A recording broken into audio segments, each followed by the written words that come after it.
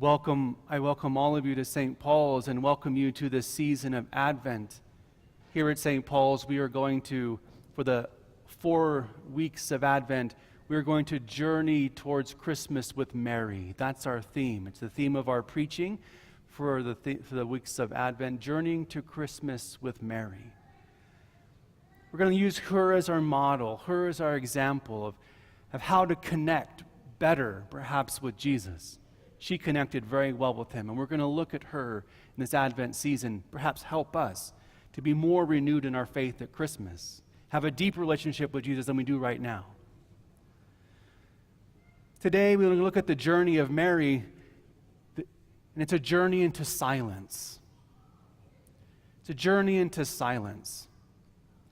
I love Advent. It's my favorite liturgical season. I like wearing purple. Just going to admit it.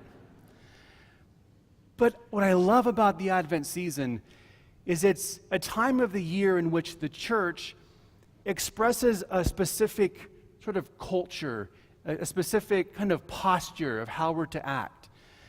Different times of the year sort of asks us to behave certain ways. So when Halloween comes, we make things scary and we behave certain ways. There's nothing wrong with that. It's just the season sort of makes you and pushes you to do that.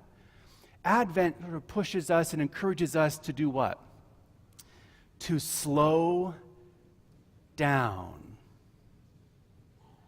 Advent is a season where collectively as believers we slow down. We quiet down. And you and I all know that the month of December in our lives is busy, isn't it?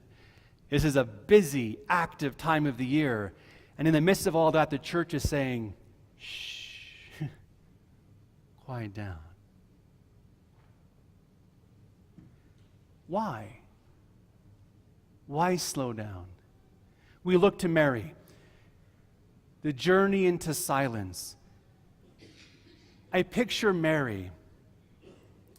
She has just encountered the Holy Spirit, and the new life of God is literally growing inside of her. This is something I think that you as women can understand a million times better than I can, especially you who are mothers. I picture Mary literally, perhaps maybe at the sunset, standing on her porch, looking out towards the sunset, maybe with her eyes closed and her hands over her womb, just contemplating it all. You mothers ever do that when you were pregnant? Just dream about the child growing within you? Wondering what's happening?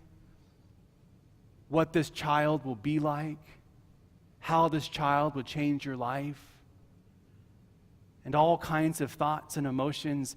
And I can just picture Mary connecting with the baby in her womb, just dreaming about him. We could call that meditating or contemplating, praying. Life grows in silence. When flowers grow, it happens in silence. When babies grow in wombs, it's a silent thing. Our relationship with God is always at some point going to have to encounter silence for some kinds of growth to take place. Sometimes God knocks us off our horse, and that's part of our conversion, our growth. But it's not always that. There's times of silence. And Advent is that time where the church is saying, we need that silence. We need that contemplation. We need to look and look to Mary as our model, to turn inward and contemplate the life that we've all been given. God dwells in us. We're temples of the Holy Spirit. God lives within us. And this is a time where I want to encourage all of us just to contemplate that, just to imagine it, just to sit with it. Basically, do nothing. The church is encouraging us just to stand and do nothing for a little bit. But in doing nothing, we'll be doing something because we can't turn our minds off, can we?